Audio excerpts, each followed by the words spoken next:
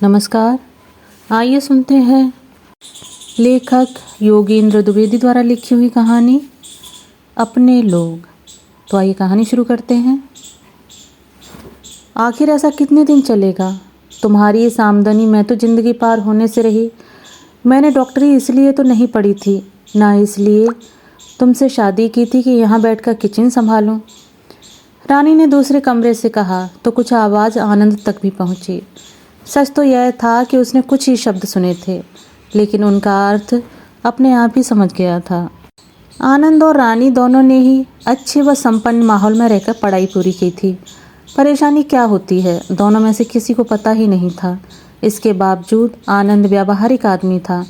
वह जानता था कि व्यक्ति की ज़िंदगी में सभी तरह के दिन आते हैं। दूसरी ओर रानी किसी भी तरह ये दिन बिताने को तैयार नहीं थी। वह बात बात में बिगड़ती, आनंद को ताने देती और जोर देती कि वह विदेश चले, यहाँ कुछ भी तो नहीं धरा है।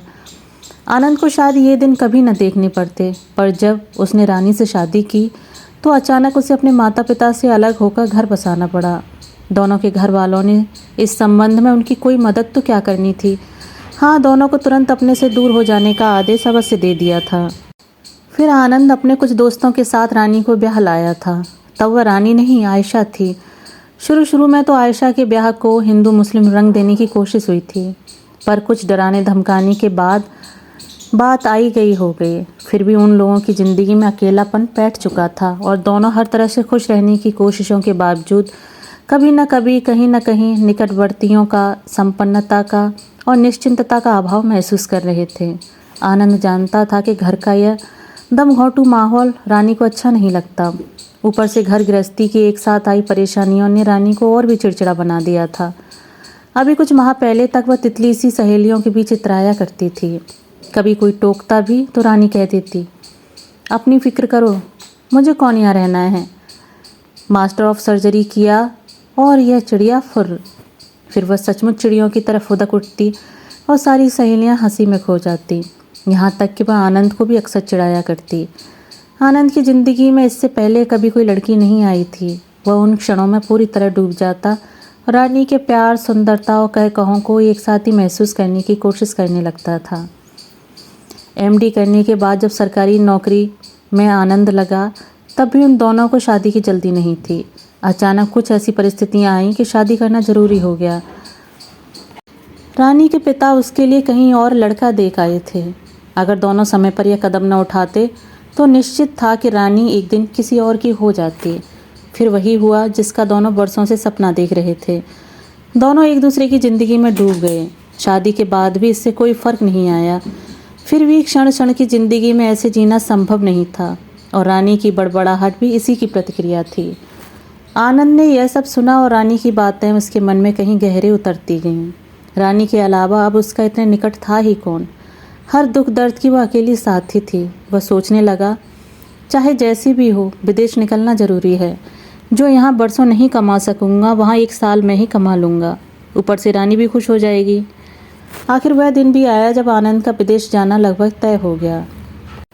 डॉक्टर के रूप में उसकी नियुक्ति इंग्लैंड में हो गई थी और अब उनके निकलने में केवल उतने ही दिन बाकी थे जितने दिन उनकी तैयारी के लिए ज़रूरी थे। जाने कितने दिन वहाँ लग जाएं, जाने कब लौटना हो भी या नहीं।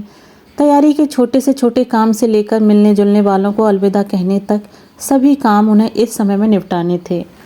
रानी की कड़वाहट अब गायब हो चुकी थी। आनंद अब देर से लौटता तो भी वह कुछ न कहती, जबकि कुछ महीनों पहले आनंद के देर से लौटने पर वह उसकी खूब खिंचाई करती थी। अब रात को सोने से पहले अधिकतर समय इंग्लैंड की चर्चा में ही बीतता। कैसा होगा इंग्लैंड? चर्चा करते करते दोनों की आंखों में एक दूसरे के चेहरे की जगह ढेर सारे पैसे और उससे जुड़े वैभव की चमक तैरने लगती और फिर न जाने दोनों कब सो जाते। चाहे आनंद के मित्र हों या रानी की सहेलियां, सभी उनका अभाव अभी से महसूस करने लगे थे। एक ऐसा अभाव जो उनके दूर जाने की कल्पना से जुड़ा हुआ था। आनंद का तो अजीब हाल था। आनंद को घर के फाटक पर बैठा रहने वाला चौकीदार तक गहरा नज़दीकी लगता।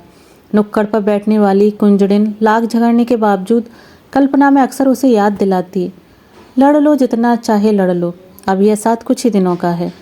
और फिर वह दिन भी आया जब उन्हें अपना मोहल्ला, अपना शहर, अपना देश छोड़ना था।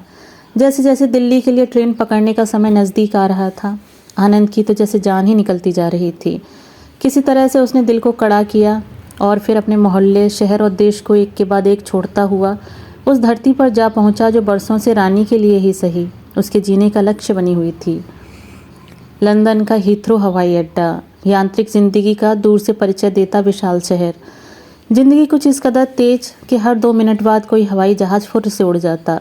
चारों ओर चमक दमक, उसी के मुकाबले लोगों के उतरे या फिर कृत्रिम मुस्कुराहट भरे चेहरे। जहाज से उतरते ही आनंद को लगा कि उसने बाहर का कुछ पाया जरूर है, पर साथ ही अंदर का कुछ ऐसा अपनापन खो दिया है जो जीने की पहली शर्त हुआ करती है। रानी उससे बेखबर इंग्लैंड की धरती पर अपने कदमों को तौलती हुई सी लग रही थी और उसकी खुशी का ठिकाना न था।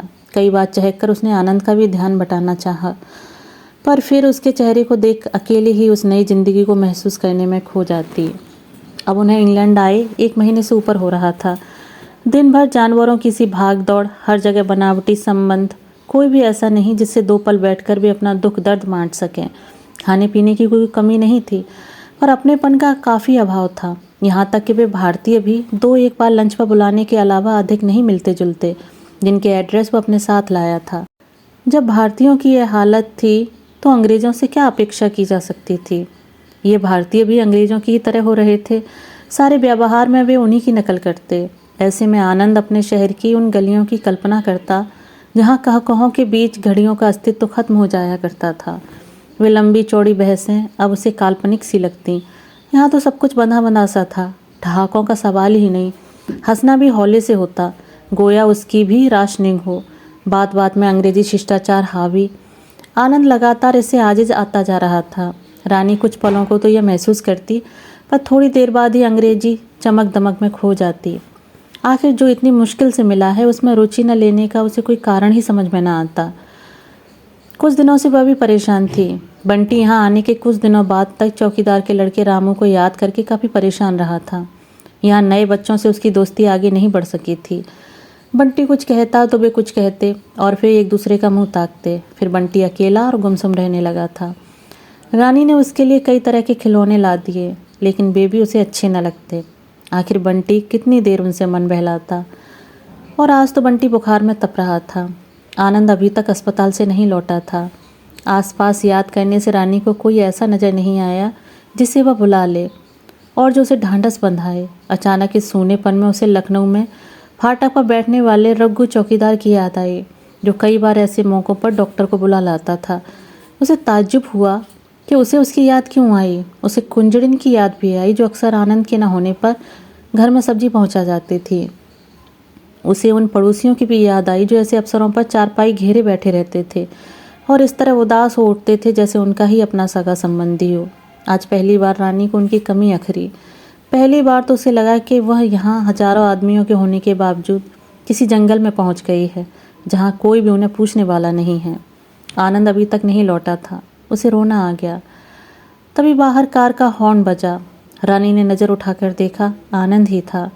वह लगभग दौड़ सी पड़ी, बिना कुछ कहे आनंद से जा चिपटी और फपक पड़ी। तभी उसने सुबकते हुए कहा, कितने अकेले हैं हम लोग यहाँ, मर भी जाएं तो कोई पूछने वाला नहीं। बंटी की तबीयत ठीक नहीं है और एक एक पल मुझे काटने को दौड़ रहा था। आनंद ने धीरे से बिना कुछ कहे उसे अलग किया और अंदर कमरे की ओर बढ़ा जहाँ बंटी आंखें बंद किए लेटा था। उसने उसके माथे पर हाथ रखा। वह तप रहा था। उसने कुछ दवाएं बंटी को पिलाई। बंटी थोड़ा आराम पाकर सो गया। थका हुआ आनंद एक सोफे पर लुढ़क गया। दूसरी ओर आराम कुर्सी पर रानी निढाल पड़ी थी। आनंद ने देखा उसकी आंखों में एक गलती का एहसास था। गोया वह कह रही हो, यहाँ सब कुछ तो है, पर लखनऊ जैसा, अपने देश जैसा अपनापन नहीं है। चाहे वस्तुएं हों या आदमी, यहाँ केवल ऊपरी चमक है। कार, टेलीविज़न और बंगले की चमक मुझे नहीं चाहिए। तभी रानी थके कदमों से उठी। एक बार फिर बंटी को देखा। उसका बुखार कुछ कम हो गया था। आनंद वैसे ही आंखें बंद किए हजारों मील पीछे छूट गए, अपने लोगों की याद में खोया हुआ था। रानी ने कटाई और चुपचाप उसके कंधों पर अपना सिर टिका दिया, जैसे अपनी गलती स्वीकार रही हो। दोस्तों, अभी आप सुन रहे थे योगेंद्र द्विवेदी द्वारा लिखी हुई कहानी अपने लोग। दोस्तों, कहानी आपको कैसी लगी? अपने विचार कमेंट बॉक्स में साझा ज़रूर कीजिएगा। धन्यवाद।